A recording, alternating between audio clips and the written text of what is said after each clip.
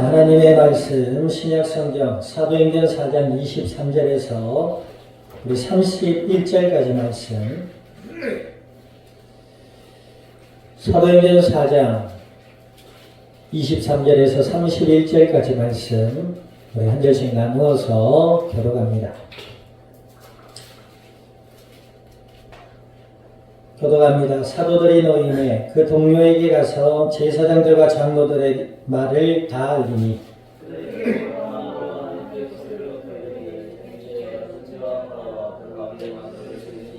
또 주의 종 우리 조상 다윗의 입을 통하여 성령으로 말씀하시기를 어찌하여 열방이 분노하며 족속들이 허사를 경영하는고.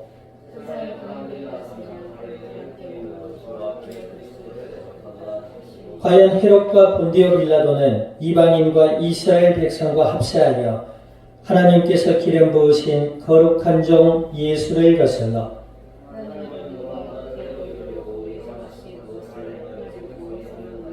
주의 이제도 그들의 위협함을 두고 보시옵고 또 종들로 하여금 담대히 하나님의 말씀을 전하게 하여 주시오며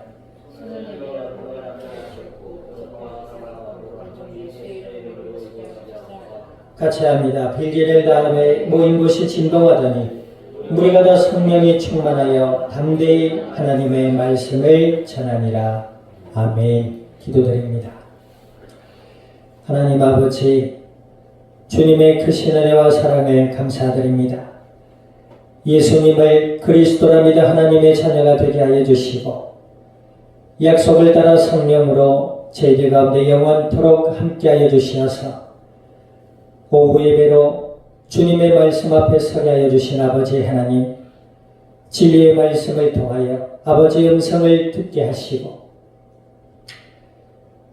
거룩한 종 예수 그리스도의 복음의 진리를 알게 하시며 믿음이 자라게 하시고 생각의 변화를 받아 날마다 그리스도 예수 안에서 하나님의 선하신 뜻을 따라 순종하여 복음의 아름다운 열매들로 주님의 영광을 드러낼 수 있는 은혜롭고 복된 그리스도의 증인들이 되게 하여 주시옵소서. 감사와 영광을 주님 앞에 돌려드리며 우리 주 예수님의 이름으로 기도드립니다. 아멘.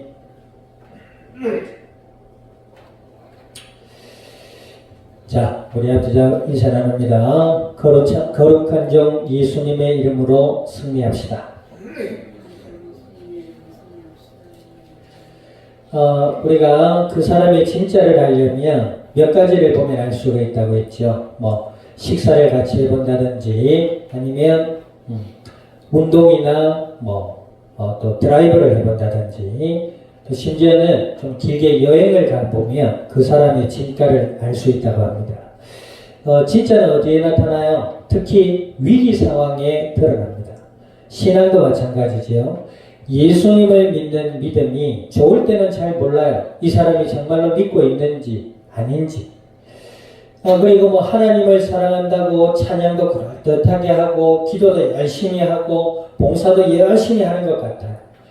그런데 정말 진짜 신앙은 위기 속에 나타나게 되는 줄 믿습니다. 위기가 찾아왔을 때 예수의 생명이 있는 사람은 하나님 앞에 무릎 꿇고 기도하게 됩니다. 그런데 예수의 생명이 없는 사람은 위기 앞에 어떻게 하지요? 기도하지 않습니다. 하나님을 의지할 필요가 없죠. 처음에는 평소에는 기도하는 것 같고 평소에는 말씀도 듣는 것 같고 이것저것 다 하는 것 같은데 위기가 올 때에 기도하지 않는다? 그게 진짜라고 합니다. 과거에 우리가 교회에 있을 때 김예주가 유모차에서 떨어진 적이 있죠. 정말 큰 위기였어요. 그때의 부흥의 시작이었습니다. 지금 군대가 있는 김예원 성도는 강대상을 붙잡고 울며 기도했어요.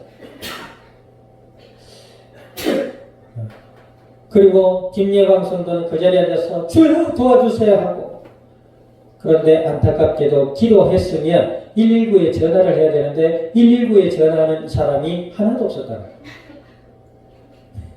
아이러니지요. 기도하고 움직여야 되는데 기도만 했어요. 그래서 애를 잡고 119에 전화하라고 하고 119가 와서 그날 뭐 예배보다는 요즘 응급실로 가서 다행히 CT 차례까지 다 마치고 무사하다는 걸 알고 돌아오게 됐어요. 위기 상황에서 그 사람의 진짜가 드러나게 됩니다. 오늘 본문에 보면 사도 베드로와 요한이 성전 미문에 앉아 40년 동안 구걸을 하던 안전뱅이를 예수의 이름으로 일어나 걷게 되었어요. 그리고 솔로몬 행각에 모여 이 사람이 된 일을 가지고 예수님을 전했단 말이에요. 그런데 유대 제사장들과 서기관들과 공회 회원들이 그 베드로와 요한을 잡아다가 문책을 하고 핑계를 잡아 감옥에 넣으려고 했는데 주 예수의 이름으로 일어나 걷게 했다. 공회의 사람들이 그 예수의 이름을 전하지 말아라. 그러니까 베드로가 요한이 어떻게 하죠? 우리는 보고 들은 것을 말하지 않을 수 없다. 하나님의 말씀이 옳은가 너희의 말이 옳은가 너희 스스로 판단해봐라. 이렇게 나왔다는 거예요. 그 공회가 어떤 회의라고요? 거기서 잘못하면 죽음의 판결까지 받을 수 있는 아주 심각하고 위험한 자리였다는 것이죠. 그런데 예수님의 부활을 믿음으로 경험하고 하나님의 말씀과 하나님의 그 진리가 참임을 알았던 베드로와 요한은 담대하기 전에 그죠? 어떤 사람이 이렇게 해서 교회에서 뭐 방언도 하고 기도도 하고 열심히 하는데 불신자들 사이에서 밥 먹을 때는 눈치 보더래요. 밥 먹을 때는 막 기도해야 되냐 말아야 되냐 눈치 보고. 뭐 교회에서 기도 열심히 하는 분들 밖에서도 기도해요. 그런데 교회 안에서 뭔가 잘하는 것 같은데 실상 밖에서의 삶에서는 기도면 말씀이면 아무것도 없어요. 교회 와서는 잘하는 것 같은데 일상 속의 삶에 보면 기도도 하지 않고 성경 말씀도 보지 않고 뭐 요즘은 유튜브라고 그냥 올려놨는데 조회수도 1회, 2회 좋아요는 우리 교회 성도들보다 3분의 1밖에 안 되는 좋아요 3개. 누가 좋아요를 하는지 모르겠네. 구독, 좋아요, 알림 설정까지. 뭐 이렇게 해야 돼요. 아무도 안 봐. 보는 사람만 보고 내가 볼 때 사모님만 계속 반복적으로 조회수는 사모님 3분의 1을 다 하는 거예요. 이 뭐냐는 진짜가 뭐예요? 베드로와 요한은 사실을 봤어요. 무엇이 사실이라고? 예수님이 그리스도라는 사실을 봤단 말이에요. 그래서 내가 보고 들은 것을 말하지 않을 수 없다. 큰 소리 치지도 않았을 거예요. 설교자가 여기서 그 말씀을 얘기하니까 목소리가 완전히 높아요. 베드로와 요한은 이 현장에서 오히려 큰 소리 치지 않았을 거예요. 내가 보고 들은 것을 말하지 않을 수 없다. 당신들의 말이 옳은가 하나님의 말이 옳은가 스스로 판단해 보시오. 이랬을 수도 있어요. 이렇든 저렇든 진짜를 알면 거짓을 알게 되듯이 맞아 아니에요. 뭐 어떤 물건이든 사람이든 가짜를 진짜처럼 여기는 사람 참 불쌍한 사람이죠. 김여광 성도 아기 때 그 한참 말 배울 때 고향에 어떤 믿음의 형제라는 사람이 있었어요. 그래갖고 집에 놀러 왔는데 김여광이 말을 배워야 되잖아요. 그러니까 뭐냐면 그 유리컵을 갖다 놓고 뭐라고 했냐면 사과야 사과. 유리컵을 컵이라 해봐 컵 이렇게 가르쳐줘야 되는데 이거 뭐야 사과야 사과. 장난친다고 그랬단 말이에요. 그런데 그때 김여광 성도가 유리컵이 사과인 줄 배웠다. 평생 유리컵을 보고 사과 이러면 사람들에게 자기는 사과인 줄 아는데 아는 사람은 사과가 아니에요. 놀림을 받는다 이 말을. 진짜를 알면 가짜를 알게 되듯이 예수 그리스도가 부활이요 생명임을 아는 사람은 이 세상을 보게 돼요. 무엇을 보게 돼? 이 세상 사람들이 거짓에 사로잡혀 있다는 사실을 보게 되는 거예요. 우상과 미신과 세상의 가치와 기준 속에 사로잡혀 있다는 것이 보이는 것이지요. 돈과 명예와 성공과 거기에 온통 사로잡혀 있어요. 예수님 믿으려 하지 않고. 저는 어떤 때는 이해가 안 돼요. 왜 저럴까? 교회를 수십 년 다녀도 예수님이 그리스도라는 사실을 잘 몰라. 알아도 그냥 뭐 그렇지 뭐 이래 아무런 감화가 없어요. 마음에. 아, 예수님이 하나님을 만나는 유일한 길이구나. 40년 동안 안지맹이처럼 앉아서 지내봐야 알겠어요. 내가 이 땅을 보니까 하나님을 만나는 길이 없어. 예수님이 하나님을 만나는 길이었구나라는 감동이 없어요. 맞지 뭐 예수님이 하나님 만나는 길이라는데 뭐 어째서. 그 고양이가 수박 먹는 얘기를 또 해줘야 돼요. 이놈의 고양이는 아니지. 이 고양이가 수박에 흰 것만 자꾸 뜯어먹어. 그것도 시원하겠죠. 물이 있으니까. 그러다 갑자기 자기도 악 씹어먹다가 옆에 있는 빨간 데를 한번 딱 깨물어 먹었다는 거야. 그러니까 갑자기 눈이 뻥그려지더니 야옹! 이렇게 그때부터 뭐예요? 빨간 것만 계속 먹어요. 빨간 것만 계속 먹어. 무엇을 알았다? 수박이 맛을 알았다. 그런데 이 고양이가 만약에 흰 것만 먹어. 흰 것만 먹어요. 사람들이 빨간 거 먹어봐라. 뭐 알았어. 나는 이거 먹는다 계속 먹었어요. 그 고양이는 불쌍한 거예요. 진짜를 모르는 거예요. 예수님이 하나님을 만나는 유일한 길이라는데 그런가 보다. 빨간 수박을 놔두고 흰 맛없는 수박만 먹는 미련한 고양이와 같이 세상을 봐요. 하나님을 만나는 길이 어디냐는 거죠. 죄와 저주와 마귀의 권세를 이기신 예수 그리스도. 그분을 믿고 그분을 알아가는 은혜 가운데 자라날 수 있기를 우리 주님의 이름으로 축원드립니다. 이 베드로와 요한이 그랬단 말이에요. 이제 진짜를 알았어요. 빨간 수박의 맛을 알았던 고양이와 같이 이제는 빨간 것만 계속 먹지. 부활하신 예수님을 믿음으로 알게 된 이 베드로와 요한은 예수님만 전하는 거예요. 아멘. 그럼 우리가 사도들처럼 예수님만 전해야 되느냐? 일상의 삶 속에서. 아멘. 일상의 삶 속에서 하나님의 은혜를 누리고 나의 주인이 예수님임을 알고 하나님이 주시는 은혜와 사랑을 누리고 그 속에서 예비된 자들을 향해 예수님을 나누는 사람이 되는 거예요. 전도하란 말이냐? 그 말이 아니에요. 따라합시다. 전도는 하는 것이 아니라 내 믿음에 따라 되어지는 것이다. 네, 맞는 것 같아요. 내 믿음에 따라 되어지는 거죠. 내가 예수님 믿고 있으면 하나님이 나와 함께 하시는 것이죠. 내가 예수님 믿고 있으면 하나님이 함께 하시는 은혜 가운데 평안과 기쁨과 감사와 소망의 삶이 되어지는 거지요. 아멘. 슬픔 속에 잠겨 살 수가 없잖아요. 원망과 불평과 속칭 요즘 말하는 만병의 근원이 되는 스트레스 속에 빠져 살 수가 없단 말이에요. 저도 그렇다. 이게 정말 막 스트레스가 엄습해 올 때 죽을 것 같은데도 찬양하고 기도하고 말씀 보고 묵상하고 이러면은 해결이 돼요. 이 젊음의 비결은 나의 젊음의 비결은 뭐다? 로션이 아니라 예수님 믿는 믿음이다. 정말로 그래요. 뭐 여러분이 알다시피 내가 무슨 맨날 뭐 페이크를 하는 것도 아니고 말이에요. 그렇다고 뭐 남성 스킨 로션이 뭐 비싼 거 쓰는 것도 아니고 너 스킨은 쓰지도 않아요. 로션은 어린아이들 아토피 그거 하는 로션 그것만 계속 말 그대로 쳐 바르고 있어요.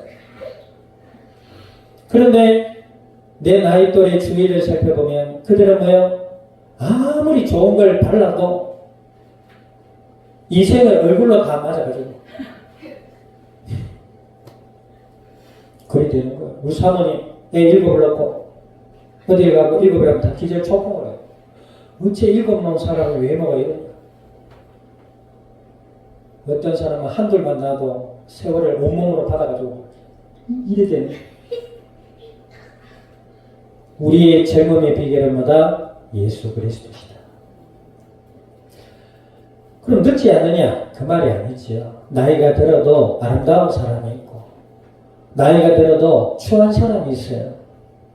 이 땅의 걸 많이 가지고도 추한 사람이 있고, 이 땅의 것이 조금 부족해도 아름다운 사람이 있어요.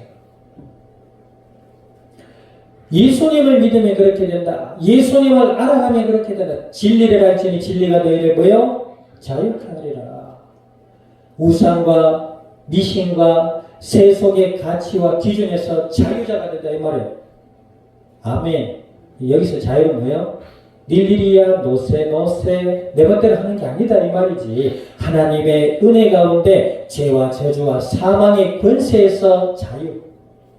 아멘. 그렇게 되는 거예요.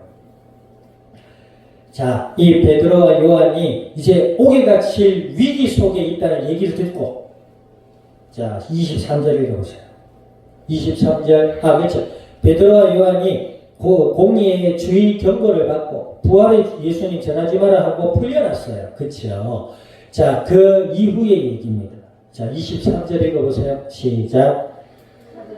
너희의 그 동료에게 가서 제사장들과 장로들에게 말을 다 알리니 베드로와 요한이 있었던 사건을 이제 초대교회 믿음의 공동체들 속에 믿음의 동료들과 제사장들과 장로들에게 알렸어요. 그 이후에 뭐예요? 예수 그리스도의 부활이 정말이구나. 하나님이 베드로와 요한뿐만 아니라 안전뱅이를 일으키신 예수 그리스도의 이름으로 이들이 풀려나게 되었다. 얼마나 기뻐요. 그러니까 24절에 어떤 일이 일어나요? 24절 읽어봅니다. 시작. 듣고 한 마음으로 하나님께 소리를 높여 이르되 대주제여 천지와 바다와 그 가운데 지신 만물을 지으심이시여. 25절 26절까지 우리 조상 다윗의 입을 통하여 성령으로 말씀하시기를 어찌하여 일방이 분노하며 족속들이 허사를 경영하였는고 세상의 군환들이 나서며 관리들이 함께 모여 주와 그리스도를 대적하는도다. 예수님이 말씀하신 게 맞구나. 세상은 예수님을 거부하고 싫어하는구나. 확인됐단 말이에요. 세상에 이것이 진리가 맞네. 내가 믿는 예수님이 아닌 줄 알았는데 정말이었구나. 확신이 오는 거야. 그러니까 믿음의 공동체 사람들이 뭐요? 한 마음이 되었다. 무슨 한 마음? 부활하신 예수님이 그리스도라는 사실에 대한 믿음의 한 마음이 되어 하나님께 감사의 기도를 드리는 거지. 사도 베드로와 요한이 풀려나는 것도 감사한 일이지만 그 모든 사건을 통해서 거룩한 종 예수 그리스도가 참으로 진리이며 사실이라는 사실을 발견하게 된 것입니다. 자, 27절 보세요. 과연 헤롯과 본디오 빌라도는 이방인과 이스라엘 백성과 합사하여 하나님께서 기름 부으신 거룩한 종 예수를 거슬러 그랬잖아요. 그게요. 우리 주위에 관계되는 사람들 속에 이 사람이 정말 내 사람이다. 내 사람이라는 표현이 좀 그렇긴 합니다만 정말 내가 믿는 예수님 안에 있는 사람이라는 걸 알 수 있는 게 뭐예요? 그냥 만남이고 이성이고 도움을 주고받는 이런 수준이 아니에요. 저 사람이 하나님이 예비된 사람이 맞냐? 저 사람의 마음속에 오늘 오전 예배에 살펴본 것처럼 둘째 아들과 같이 정말 하나님께로 돌이키려 하는 마음이 있는가? 그 속에 예수의 생명이 담길 때 참으로 믿음의 형제요, 참으로 믿음의 자녀가 되는 줄 믿으시기를 우리 주님의 이름으로 축원드립니다. 보세요. 거룩한 종 예수를 거슬러 하나님을 떠나 고통 가운데 있는 자들이 그 고통을 알고 하나님께로 돌이키며 예수님을 그리스도라 믿음으로 영접해서 하나님의 자녀로 돌아오면 좋을 텐데 뭐예요? 그렇지 않는다는 말이에요. 여전히 그 마음이 허망하여지고 그 생각이 어리석어져서 하면 된다 내 의지가 부족해서 일개 부족해서 이렇게 해서 더 큰 어려움 속으로 들어가지요. 그 생각의 고리가 풀려지지 않는 거예요. 그래가지고 열정과 의지를 내서 삶의 무엇인가를 이루어 놓아도 문제예요. 그게 하나님의 은혜임을 모르거든. 내가 해서 잘 됐지. 이렇게 나오는 거.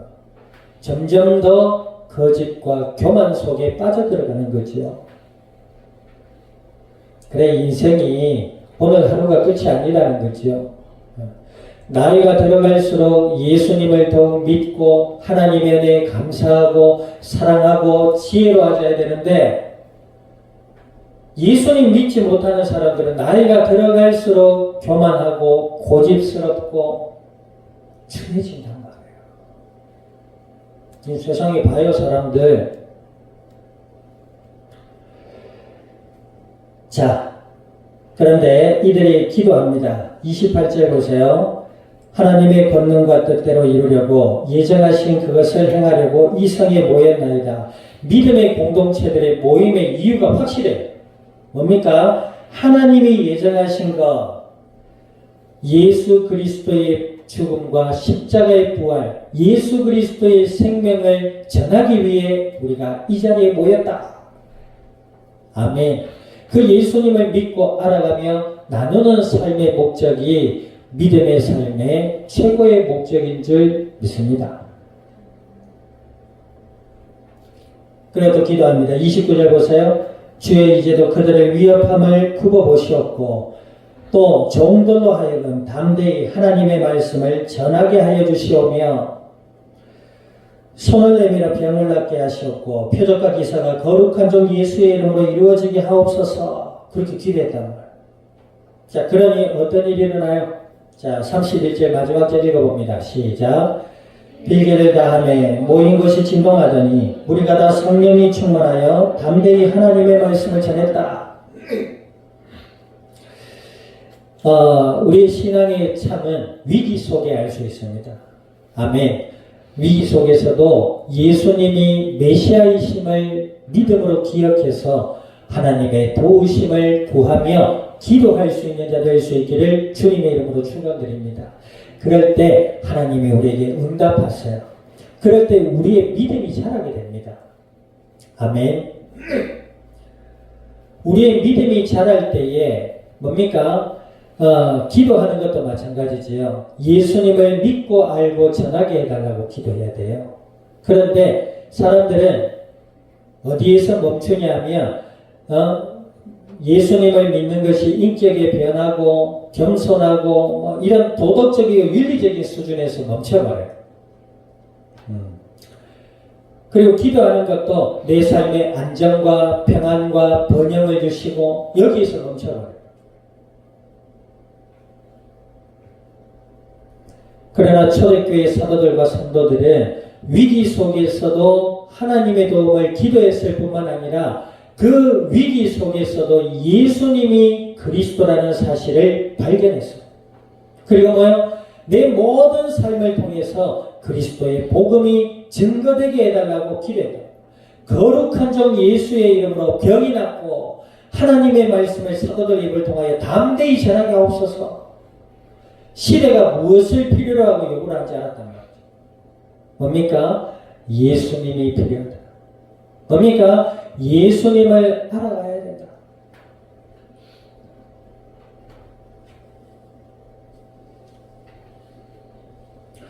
그 예수님을 믿음으로 알아가는 것만큼 우리의 삶의 생명의 복음의 진리가 우리를 통하여 이 땅 가운데 증거되어져 갈 줄 믿습니다. 이 일을 통해 우리를 기도하고 또 이 일을 통해 하시는 하나님의 역사를 경험하며 오늘 터가 진동한다. 이 말이 무슨 말이냐면 성도들에게 성령의 충만함의 역사가 경험되어진 거야. 그러면 우리 교회 이 2층 건물이 흔들려야 되느냐? 그건 지진이지요. 그러면 피해야 돼요. 알아들었어요? 교회 사람들이 이 말 듣다가 갑자기 지진이 났는데 성경이 이루어진다 이런 식으로 엮이면 안 되는 거야. 지진이다 위험해 피해야 돼. 아세요? 거기서도 하나님의 역사를 이래서 깔려 죽을 수도 있어요. 이게 무슨 말이냐? 우리의 마음에 혼돈이 오는 거야. 우리의 마음에 불신앙이 무너지는 거야. 아멘. 예수님이 부활하신 그리스도가 맞구나. 내가 이때까지 기도한 것은 내 모든 삶의 중심만을 위해 기도했구나.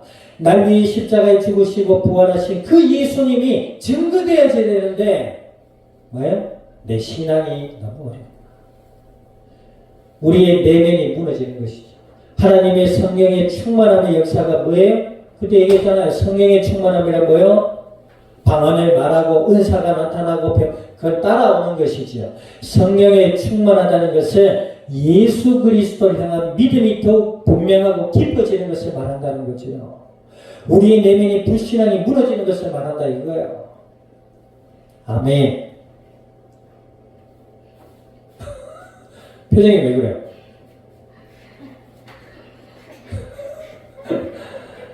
한 주간의 삶도 예수 그리스도를 믿고 알아가는 은혜의 삶 속에서 이 복음이 증거되어지는 그리스도의 증인들이 될 수 있기를 우리 주님의 이름으로 축원드립니다. 말씀을 기억해서 기도드립니다. 하나님 아버지, 주님의 크신 은혜와 사랑을 감사드립니다. 아버지 하나님, 죄 은혜 아래 예수님을 그리스도라 믿어 하나님의 자녀가 되게 하여 주셨사오니 오늘 주신 약속의 말씀을 따라 간구드립니다. 아버지여, 예수 그리스도의 죽음과 십자가의 부활 그 사실을 더욱 믿음으로 알아갈 수 있는 은혜를 주시기를 간구드립니다. 주여, 우리의 마음의 불신앙이 무너지게 하시고 생각의 변화를 받게 하시니 거룩한 종 예수의 이름으로 일어나서 하나님의 선하신 뜻을 따라 순종하며 복음의 아름다운 열매들로 주님의 영광을 드러낼 수 있는 은혜롭고 복된 그리스도의 증인들이 되게 하여 주시옵소서. 감사와 영광을 주님 앞에 돌려드리며 우리 주 예수님의 이름으로 기도드립니다. 아멘. 지금은 교회의 머리 되시는 예수 그리스도의 이름과 하나님의 사랑과 성령님의 내주 인도 역사하시니 거룩한 종 예수의 이름으로 복음의 진리를 확인하며 그리스도를 누리며 증언해 나갈 이 자리에 속한 모든 믿음의 복된 증인들 머리 위에와 교회와 함께하는 모든 이들 위에 출타 중에 있는 권속과 우리와 관계된 모든 이들과 한 주간의 삶의 현장 위에 이 양산이 나라 온 땅 위에 지금으로부터 영원토록 항상 함께 계실지어다. 아멘.